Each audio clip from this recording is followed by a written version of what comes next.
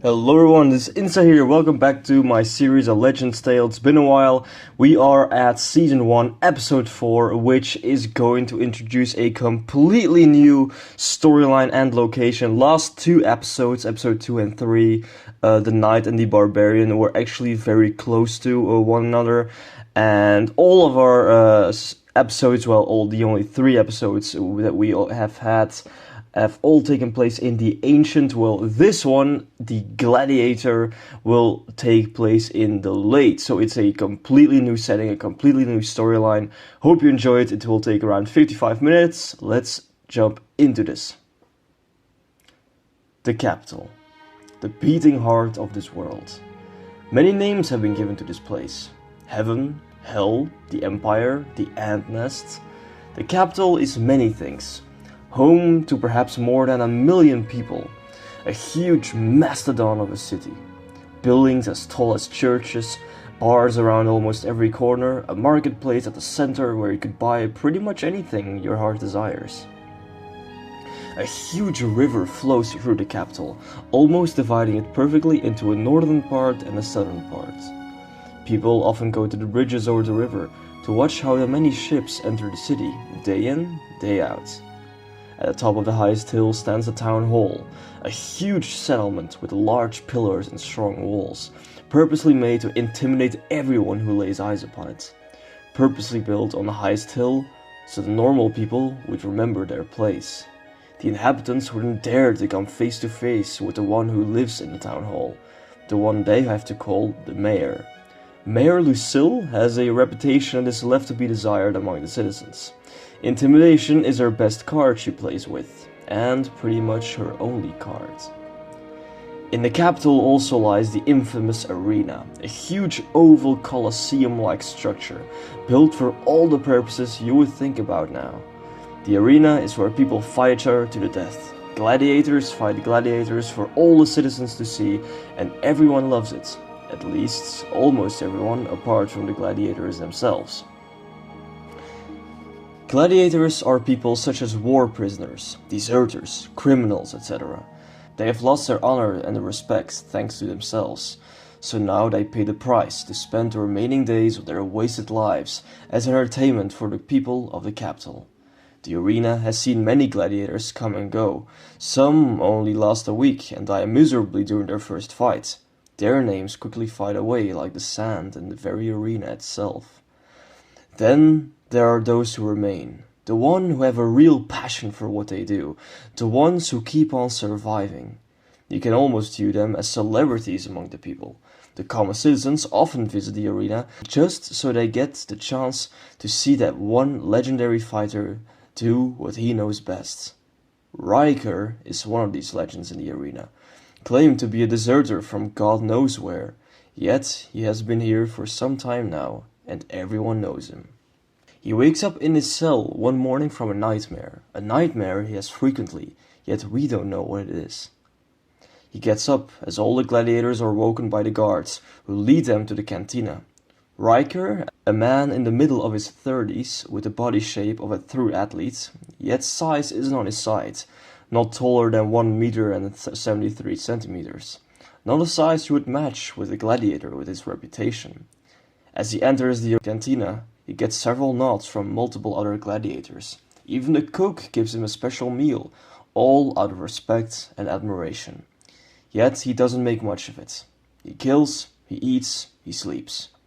He sits next to his fellow fighters at a table. They have a normal chat discussing the possible duels and fight they will have to do. Some are pretty enthusiastic, as always. Others almost always get sick with anxiety, fearing that this will be the day they will meet their maker. Riker just sits there, however, eating his stew, listening to the conversation. Gladiators who get along with each other tend to call each other comrades. So, at a certain moment, a comrade tells Riker that the ones of the West Block have agreed to join them. Riker nods and is pleased to hear this. It's made clear that they are actually trying to organize a revolt to escape. Afterwards, the gladiators of the day are announced, and among them is Riker, who will have to fight the first match in front of the mayor and her staff themselves. This is quite a big deal. Mayor Lucille doesn't often come to the spectacles of the arena in person, so upon hearing this, everyone is a little bit more on edge. Riker readies himself in the equipment room along with the others. He puts his armor on, his shield, and his sword. He goes to the gates of the arena as a lot of gladiators salute him, again indicating how he is respected.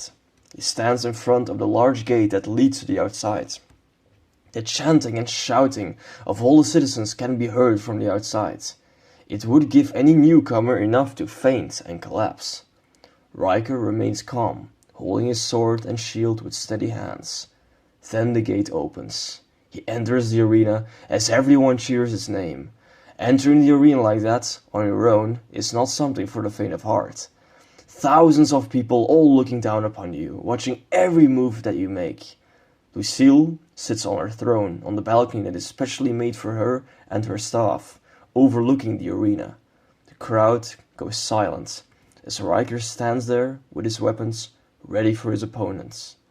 Suddenly, a horn is sounded as another large gate at the other end of the arena opens. On the other side, a giant barbarian enters with a huge battle axe, a beast of a man more than 2 meters tall, with muscles bigger than Hercules himself. A living nightmare, it seems. Riker almost looks like a dwarf next to him. The barbarian yells and roars as the entire arena is getting all hyped up for the fight that is about to begin. In the cells, all the gladiators also watch the fight through the holes in the walls that have been made for them, all cheering for Riker. The arena then again goes silent. Riker and Barbarian, 100 meters away from each other, look at each other with a dead stare. This isn't personal, just entertainment. They both know it, and they both plan on making it a good spectacle. When the horns sound again, the giant barbarian comes running at Riker with full speed, holding his axe high in the air. Riker stands still but then dodges and evades all of the attacks from the barbarian.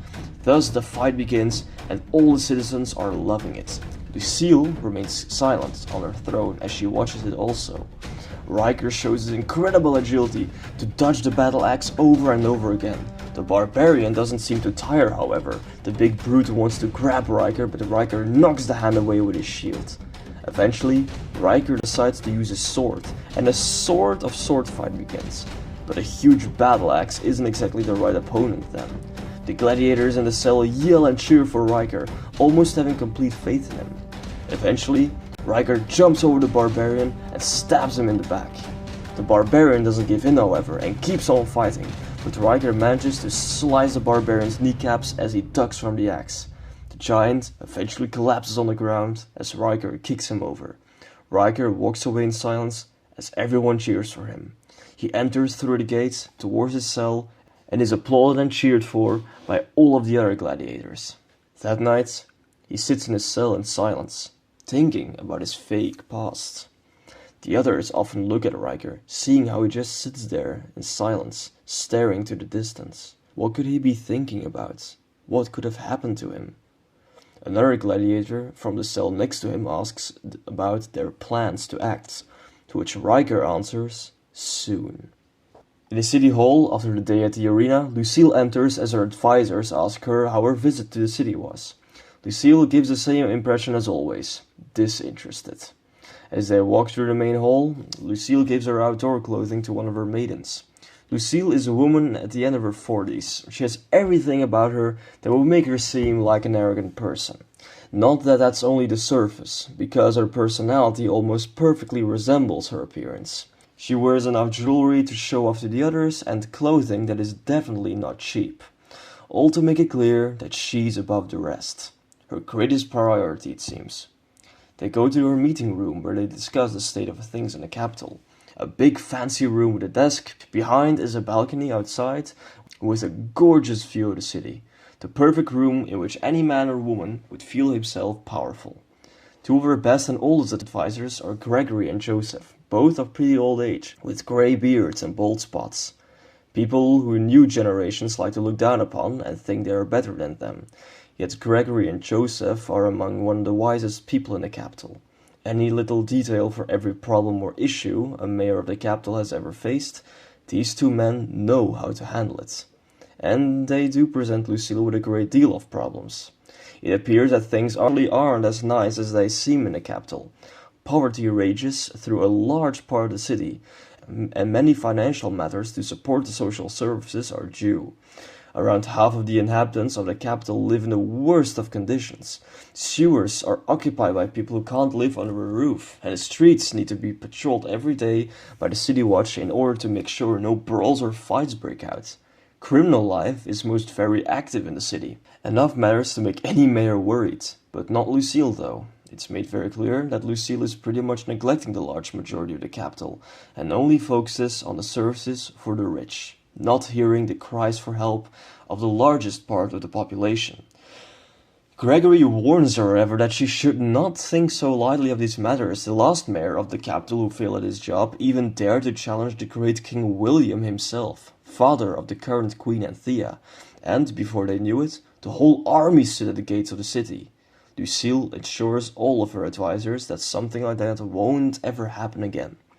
Instead of listening to the poverty issues, she decides to send her advisors away, claiming that she will see to it later. She goes to her very luxurious room next to her office to take a bath. Night falls as the city starts to adapt itself to the night. Countless lights are lit throughout the city. The streets and the docks are filled with them, making a very peaceful scenery. The river is also beautiful once the sun has gone down. Ships sail on a slow pace through it, and there are many benches on which you can enjoy the view. People walk in the parks, the bars are nearly all filled, music plays through the streets as crickets can be heard very loudly. In the town hall, Lucille is walking around on the balcony. She looks down upon the city, symbolizing how she really thinks that she is above the common people, and their power has totally gone to her head. She is visited by Norman, a man of the same age as her. Not especially good looking, but also with pretty fancy clothing and enough perfume to smell from over a mile away. One of the wealthiest citizens of the capital, and the lover of Lucille. They hug and kiss each other as they both continue their promenade along the balcony as they have a romantic chat, both feeding each other's egos. They talk about how their days were. Lucille at least can talk about the fights that she saw at the arena and the spectacle it was. Norman can only talk about his day indoors at his villa at the side of the river, constantly being treated by his servants as he is writing poems. He claims he is writing one for her, which makes her blush. They enjoy the beautiful view of the city whilst in each other's arms. Norman warns Lucille to be careful about going to the city like she did today, especially to the arena. Gladiators are among the most dangerous people alive, no more good than savages. Lucille assures him that she is safe, since she is always protected anyway by her guards and the city watch. Norman clearly isn't any more fond of the citizens than Lucille is, almost making them perfect for each other. Lucille hugs Norman tight, telling him that up here in the town hall above the city, no one can touch them. They are perfectly safe, there's only them, and that's all that matters. They start to kiss as they go to Lucille's bedroom where they get intimate in bed. That same night, Gregory and Joseph head down to the city. They walk through the streets in the cover of darkness towards a bar. As they enter, the barman seems to give a little nod to them. They know each other. As Gregory and Joseph come closer, the barman takes them down to the cellar. He opens the door of a storage room where another dozen men and women are, all of them servants or advisors of noble and rich men and women who live in the city. They all look at Gregory and Joseph as if they are the bringers of great news, yet they bring nothing of the sort. They tell them that Lucille has yet again decided to neglect the poverty issues of the city along with all the others. The other advisors and servers clearly have had enough. The way Lucille has been running the capital is a disgrace. No leader should have this little empathy for the people he or she needs to protect. Joseph is sure that she is protecting something, but it's her status, her reputation among the people of her kind. She's making sure that she has all the support that she needs. She has wealth, money, security, everything. Who needs the love of 500,000 poor people if you have the support of 100 rich ones? A servant claims that the Queen Anthea needs to know. This is agreed upon by the others. Joseph and Gregory also agree, but how will they do that? Lucille has shaped the capital in such a way that it looks like a heaven from the outside. The city is clean, the city watch patrols through the streets for maximum safety, and the economics amongst the traders is all doing great. The poor people live in the darkness, in the sewers, a place where no one comes, a place where no one looks. It's silent. It looks like they have nothing to stand on. An advisor claims that they can only hope for someone from the outside to notice and discover what lies beneath the city. Everyone agrees. Joseph and Gregory promise all of them that the day will come when all this will be behind them. But until then, they all need to be careful and watch out. They are nothing for the time being, but one day they will be the ones who will help the city change for the greater good. They just need to hang on until then. Dawn shines over the capital as the first rays of sunlight bring the city back to life. The traders all open their shops and the streets are being filled again. In the town hall, Lucille goes over some financial matters with Gregory and Joseph regarding the taxes in the city. Apparently, some houses and mansions of some friends of her need repairing, but they need more funding. So a slight increase of tax rates would be sufficient, according to her. Joseph disagrees and says that the taxes in the city are already high enough as they are.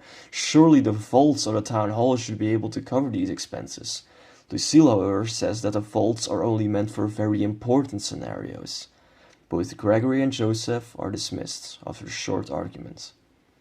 Afterwards, Norman departs the town hall and goes to his luxurious house next to the river, not before asking Lucille if the arrangements about his benefits are made, to which Lucille answers positively. This indicates that there is some serious corruption going on between the higher classes of the capital. Later, a younger man called Willard arrives in the town hall. He claims to have an appointment with Lucille. Willard is a man at the end of his 30s with a quite obedient appearance. He looks like a type of man who has been turned down by a woman for 20 times already, but decides to give it yet another go. He doesn't really have any idea how to stand before the mayor, but he is met by Lucille on a very positive and polite tone. Lucille happily welcomes Willard to the capital and hopes his travels weren't too rough. Willard assures Lucille that everything was fine, although he's pretty tired now. They walk through the hall as Lucille asks about the state of affairs in the Ancient. She has heard that the royal army of Queen Anthea has won a decisive victory, and that the army of the barbarian King Cadmus has retreated back to their home. Willard confirms this and says that indeed the days have been good. Even now, the royal army marches back to Queen Anthea's fortress. Lucille then tells Willard that he sure must be proud having his own older brother as commander of the royal army. Willard smiles but doesn't give much response apart from that. Willard has always been jealous of his older brother Sanford. While Sanford has this strong and fierce personality, Willard struggles to have any authority at all. His greatest accomplishment is that he is his brother's brother. That also gives him the right to a lot of high places. He tries to look past these things since everyone treats him good, but he knows that it is only because he is the brother of Sanford. Yet he longs for the day that people will call Sanford as the brother of Willard.